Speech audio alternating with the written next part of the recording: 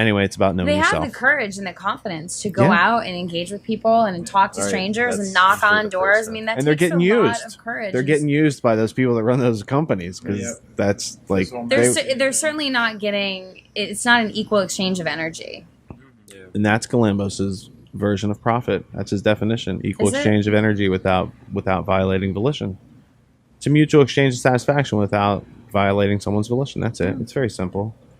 It's very simple, this whole thing of, voluntary society. They just want to make everything really complex because that's how they figured out how to make money off of all of our breathing. That's really what it is. The breathing tax been coming for a long time. CO2, man. Yeah. What do you got? Speaking of what's coming. Oh. Can you see that? A smart grid update? All right, hold on. Put it under the camera. Oh, so it's not really a smart grid update, but what it is Xfinity sent this in the mail, and essentially it says you already enjoy the best entertainment. Why not have us also provide you with peace of mind, exceptional value, and exclusive savings, et cetera, et cetera. They want to provide for you security, remote control of your phone, your computer, automatic alerts, your energy. They want to control your thermostat, your lights remotely. They're offering you services. They're offering you. All right, hold on a second. The smart grid. Let me read that. Let me read this because I don't think that's what it says. Hold on. Let me get rid of these extra marketing papers. Dear Lisa, as a prisoner of our prison, you already enjoy the best in the ultimate cyber grid. We would like to upgrade your cyber grid so that we have to do less work predicting what you're going to do every day. Since you don't use Facebook enough, we found it necessary to implant your house with smart devices and smart tags and all the things that they sell at the smart grocery store and all these other things. We would like to do this to raise our amount of control and receive automatic alerts directly with anything doing with your phone number. That's just that's amateur Chris on the West Coast with his noisy background. No, I'm just kidding, dude. People, he didn't have his. He didn't that's have his all. It's all good. In. This is why this is Casual Cafe. Chris Payne, everybody. There you go. Hello. Sorry, I had to plug something Your in. controllers seek a sleek, easy-to-use touchscreen interface to control you. They seek to manage your energy, control your lights, remotely control your thermostat, and save you up to 10% on your own incarceration bills. Value, wow, you could save up to 20% on your prison cell owner's insurance. I mean, it's just ludicrous, man. I don't know why they spend so much time. You know what else I got the other day in the mail? Not that we're going to talk about junk mail. There's a 25% off. I got an offer from an energy company that comes from Penn State. Do you get this stuff, Tony? Because you, like me, are afflicted by the Penn State legacy now. I want to. Yeah, I'm afflicted. Legacy. Did you see that asshole who said that? Such a nightmare. For my family, because my father is someone who is extremely. He has been indoctrinated with that sort of ideology. Tony's dad, everybody. That's what he was talking about. Especially in the university. So it's so disgusting, but unfortunately, it is what it is. And we've been having kind of a constant struggle between different viewpoints on the whole take on it. But it's tough because he's gone through his own awakening process to a larger because.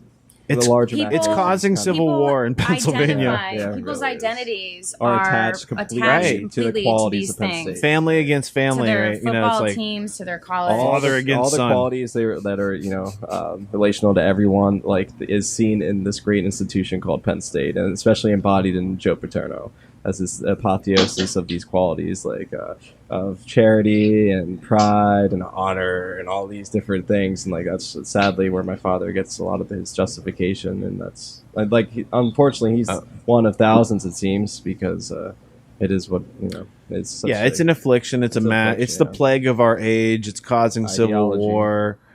So it's like people who don't know themselves well enough to identify who they are, and so they identify with these things outside of themselves. Yeah, and in the process of doing that, they defend people like Sandusky and all his other cast of characters and clients. And so the point was, I used to get upset that Penn State Alumni Association hoard out my name so that they could advertise to me a lower, alternative energy company. But especially in light of their PR problems, I'm like, just take me off your list. Forget I went there. Like, forget about it. I tried. I've tried. I've had them call me, and I've said to them, they need people on their list. They're like, no, if we don't have a list, we're not going to have jobs anymore. Look, you got to stay on the list. I don't care. I don't want nothing to do with that. This nice little college person. I'm going to come to your campus and convince people not to go there anymore. That's what I'm going to do. All right, so. Well, their whole idea of credentialism is tied up in that. So, for people that go to Penn State, you say I went to Penn State, and automatically that triggers because we have this technology that makes it to where everybody knows the exact same things about every little topic. Right. So it triggers this, and people say like, "Oh, you went to Penn State." The first thing they think of is child molester, Sandusky, football. So they need to. And be like, take the intellectual high ground, rebrand that place, and pretty easy right now. use Happy Valley to teach people that the world is full of predators, and we don't all have to just sit by and watch them fuck everybody else up. We can do something about it. Happy Valley is where, it's where Penn State resides, dude. It's a long story, but look, I grew up in Pennsylvania, so Penn State is only like a couple wrong decisions away. Yeah, that's right. Anyone who screws up, it's going to Penn State or a branch campus. There's like 30 or 40 or 50 campuses at Penn State. So it's like when you can't get into any place else, you go to Penn State. So that was the last place I wanted to go to school. But since I had to pay for myself, I ended up, I compromised with myself. I convinced myself that it was okay for my ego if I went to Penn State University Park campus as a freshman. As a freshman, because they don't let any. It's very hard to get in there as a freshman. I definitely met the qualifications, but still, a bad decision. Should have just stayed at the library and read some books. I wish I would have had the ultimate history lesson back when I was at the age of making those decisions. I didn't have that option. I had to take this the long trial and error journey to this place we call the Casual Cafe. So. I'd like to open it up to Chris and Kevin, who have had to sit there and listen. They don't even get to really see. Well, they do. They get to see part of the show. But the way that the show is wired right now with cameras, obviously we're going to try to do better than this thing over here, the 3 people with 1 camera. And we're gonna improve things as we get along here. But well, it's Casual Cafe. It is. It's very casual. We would have more room for us all to sit around the table, etc. But right now it's very warm down there. And we're putting a few things back together down there. There's still a little rewiring and tinkering, trying to get things right so it looks professional. Because the way that we had to film the first episode of History so it doesn't repeat, I'll say this now because it's been like a month or so, but the one monitor blinks on camera, the other one doesn't, and it's very unprofessional. It's very annoying if you're a viewer. The way we had to work around it is to futz with the camera settings and shoot on the fireworks setting. So the same lighting that the camera would use to shoot fireworks at night is how we had to shoot it downstairs. And then I had to do a bunch of post-production. So anyway, if you look closely, you can see that's not my best work. Story because Rich asked me, he's like, "Look, it's a very funny story. Let's laugh about it now." And I'm looking at this. I'm like, "Dude, we can't do this. We can't do this." And he's like, "Well, I don't know what other thing we can do at this point because we tried every single thing possible, from the manipulation of the graphics cards to trying every different setting on the TV to recalibrating the TV to checking the response, that would drive me crazy. Refresh millisecond." So we tried everything. We really couldn't find a difference between the 2 TVs and an option that worked between the sound card and the shutter rate on the camera. So the video card and the shutter rate on the camera. So it's just been one of those things. It's an ongoing process. Then a fire happened in between there. So, yeah. Well, The unscheduled meeting. Well, and to make things either better or worse, the monitor downstairs in the studio that blinks is one that Tony brought from home. And the monitor that we had in the living room got fried the other day in an electrical storm, so we had to bring it upstairs anyway. So we're in the process of resolving these problems, but that's what the Casual Cafe is all about. So let's open it up for discussion with Kevin and Chris because they've been so patient. And my point was they don't really get to see the show while we're talking. So while you get to see the show, you get to see the show. They're just hearing the show and seeing selective angles from Lisa's laptop and stuff. So I feel like they were kind of left out during the group discussion and the update, and I just want to give them a chance to get back in it. So whoever wants to talk, Kevin, you're on screen already. If you want to run with it, you could probably run the table for a couple minutes and then pass it off to Chris. We'll see how this works. Okay, sure. Well, what I'd like to do, if possible, is share with you guys a article that I found that I've not had a chance to send over yet. This will be the real Trivium update portion of the Casual Cafe. This is from the American Fork Citizen, or the Daily Herald from Provo, Utah. It's written by it's an education blog with the American Fork Citizen, written by Jeanne Whitmore, who is listed as the founder and CEO of an American Fork charter school and an educational columnist of the American Fork Citizen. She says, many parents in American Fork are skeptical about the new Common Core, talking about this incoming educational curriculum core that she wholeheartedly supports. She says, I wholeheartedly support it. The Common Core takes us back to a simpler time when there were expectations about what good teachers should teach and what every student should learn. For thousands of years, teachers taught the trivium, grammar, dialectic, and rhetoric. Then, after the trivium was mastered, they taught the quadrivium, arithmetic, geometry, music, and astronomy. All educated people across the Western and Western-influenced world were expected to know the same things. Educated people could refer to Shakespeare's plays, famous poems, and philosophy, and expect people of educated, wealthy classes to understand. The trivium was not written down as a standard enforced by a government, but it was enforced by the culture and tradition. When universal public education became the norm, the working class and poor aspired to the education of the upper classes. Teachers generally taught the way they had taught with the classical books in the ancient world. Only after educational reform in the 19th century were new and improved methods of education, by her view, introduced on the East Coast. These improvements were not widely accepted by everyone, which led to differences in methods and eventually the content as well. These differences were not the problem because Americans were not very mobile. It is increasingly the mobility of Americans which once again creates the need for a common, widely accepted curriculum. Students moving from school to school, town to town, state to state, are left adrift when the class they left was learning simple division, while the class they joined is learning fractions and geometry. So what she's talking about is a organic unity amongst these states. And what she's advocating is a common core amongst these close states, like the Western Governors Association, which she says makes sense in an increasingly mobile world. Parents can at least know what their students are being taught and what they're to expect in the new school. So Miss Jeanne Moore here, who is the founder, as I said, of and CEO of the American Fork Charter School, she's advocating a widespread school across several different states. And this is going to be done by the Western Governors Association, which is listed as a nonpartisan organization of 22 United States governors representing 19 U.S. states and 3 U.S. territories that are considered to be a part of the western region of the nation. So I found this interesting, especially in the references that how she denotes the trivium, talking of how people were expected to know the same things. And this is what I found, we'll get into later on when I'm able to put forth the trivium presentation that I've been working on. But I wanted to share this, and I'll make sure that it's posted in the Tragedy and Hope community as well. Because what she's advocating, that's... Well, okay, great. Yeah, it's August 10th, 2012. Yep. Jean Whitmore. I like what the quote you read there, or that section you read there, Kevin, what you were just describing, the idea about culture and tradition, making sure you reaffirm culture and tradition.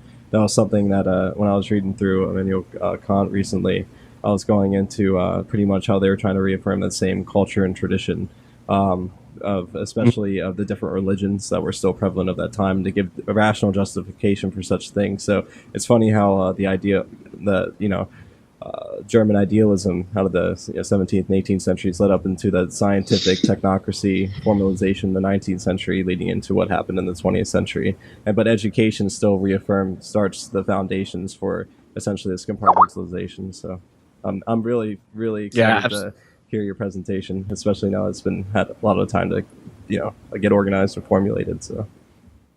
Yeah, well, the last month has been pretty tough, and I've not had a lot of time to dig into things, but I've been trying to organize what I have, and I will have something that I hope people will enjoy. I mean, I've got the biggest thing that we should discuss in regard to German idealism. I was just gonna say, dude, there's no pressure. For those of you sitting at home and watching, Kevin's gonna leave. I think tomorrow, and he's gonna drive like 20 hours to get here next week, and we're gonna do some filming. And at the very least, we're gonna sit around and we're gonna talk about books. We're gonna do interesting things. If Kevin has his organizational mindset about him, that because his books have been in boxes basically since the last time we saw him, so I'm not expecting any miracles or anything, dude. It's a process of refining your research and talking about it more, and us asking questions. And I'm sure after you're done talking here, Chris is going to have a couple questions, and that's going to help people understand. Yeah, absolutely. Yeah, with what you were saying about German idealism there. One of the relationships that I hope we can explore more, and I'm sure we will, is the relationship between Johann Gottlieb Fichte and Humboldt, because Humboldt is really the inspiration for a lot of the inclusion of the trivium and quadrivium liberal arts system as a way to kind of pacify the. Yep. Also have John Dewey, who is probably the #1 person furthering this legacy. That's right. Yeah. Do you have the book The Fate of Reason? I believe from German idealism from Kant to Fichte, or German philosophy from Kant to Fichte, something like that. But I haven't had a chance to. I don't believe I do. I haven't had a chance to look through it. I've had it on my shelf at home. I just did some page, quick spot reading, and it's pretty interesting. I haven't found any connections with the trivium yet, but it seems to connect essentially all the things what I'm trying to do is connect how it formalized into like everything being mathematical equations, because that leads into cybernetics in the 20th century technocracy era. And what you see is the beginnings of it with really David Hume leading into Immanuel Kant and all these German idealist philosophers that were completely denying existence itself and giving pretty interesting rational justifications for doing so, but then setting up these sort of categories for where you can use your will essentially to and your own imagination to set up these social systems that they think will be perfect based on carried out through the will, which is then more pragmatism, but that gets later into the 19th century. So but it's I'd like the track there. Yeah. But does it? Isn't there a law of attraction? Right. Yeah. But does it? So that's actually before you go saying too much, Tony's had the advantage of sitting around and listening to episode 62 of the Peace Revolution podcast, which is the philosophic corruption of reality, which contains the entire David Harriman 5-part lecture, which is 6 hours. So I don't know how he timed his stuff, but anyway, I find him easy to listen to. It's awesome because he provides you with this history of science as juxtaposed to the history that Kevin is describing. So if I might take a moment and describe something, I think this will be very helpful to everyone who's trying to understand what's going on. The trivium that Kevin just described, where they wanted everybody to know the same things, right? That is the control system. Because if you teach people how to learn anything for themselves, you're going to have people knowing a lot of the same things because they go through the similar lines and methods of questioning. Well, so everyone, for example, should know about their own body and how it works. Sure. And or we would all what know, are we made of and what do we need to replenish to maintain our health and to heal if we're sick, etc. Like, so everyone should know certain things, but then you'd have people following their passions. Well, and you'd also have, like, for instance, if we talked about the Washington Post, everybody would understand, well, in order to talk about the Washington Post, you have to know about who bought it and who did what with it and who funded it. And it's Eugene Meyer. He was a Federal Reserve Board, like, governor or whatever. So you had someone from the Federal Reserve who bought the Washington Post, and it's been a family legacy ever since. So it's not really the place you should be making your decisions because it's a banker's perspective. Or at least know if you are reading that sure. It's owned by... Yeah, go ahead. Go ahead, Kev. Just know that Eugene Meyer and Cord Meyer were both members of the Georgetown set, which is the counterpart to the Cliveden set. If you look at Alan Dulles and the brother-in-law of the head of the Aspen Institution, Paul Nietzsche, who helped to administrate the Marshall Plan and took over the State Department for the CFR around the same period of time. So, what's the last name? Yeah, it's... How do you spell Nietzsche? The last name, Nitze. Nice. And he is the brother-in-law of Walter Pepke, who is the founder of the Aspen Institute that was founded because Robert Maynard Hutchins, who was allowing the nuclear bomb to be built underneath the football stadium or tested underneath the football stadium at the University of Chicago, while him and Mortimer Adler were doing the Fat Man's class. Walter Pepke came in, Robert Anderson of the Bilderberg Group was in there, as well as Henry Luce's boys. These guys all had a confluence right before the Great Books of the Western World was even released and before the Aspen Institute was created, because it was created based on the foundations of the Bilgunza deal, which is the German cultural revolution or renaissance that they were trying to create using the University of Chicago. And as you'll see with what they've done there, using most of Cook County as a laboratory for educational experiments. Now, was that in a book like The Romance of Commerce and Culture by James Sloan Allen, for instance? Yeah, it is definitely in the Romance of Commerce and Culture. It's also available in the Aspen Institute and the Marxist Praxis, which is a pretty easy find with its own slant, but you can follow the sources. That's available on PDF. Paul Nietzsche was a member of the law firm of Dillon Reed and Company. He was also on Team B. I know. He was the United States SecNav, Secretary of Navy. He was one of the head individuals on the Committee for Present Danger. Team B became he was the director of policy. Just to give context, right? Yeah. Team B was, let's see here, Daniel Graham, Richard Pipes, Paul Wolfowitz, Donald Rumsfeld, Dick Cheney. Leo Strauss. Project for a New American Century. The Straussians. And let's see here. Believers in that was all started under.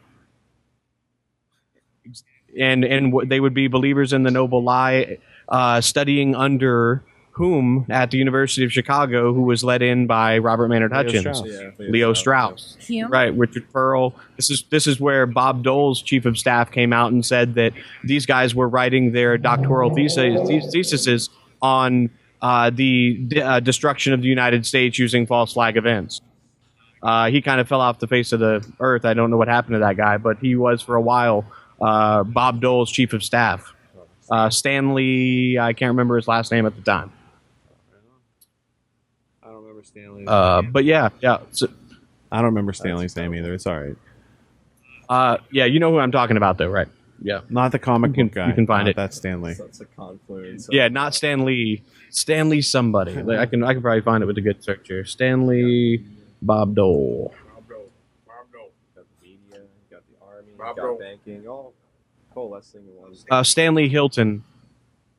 I'm sure is his name. I'm sure there's no relation. Yep. Probably. That's hot.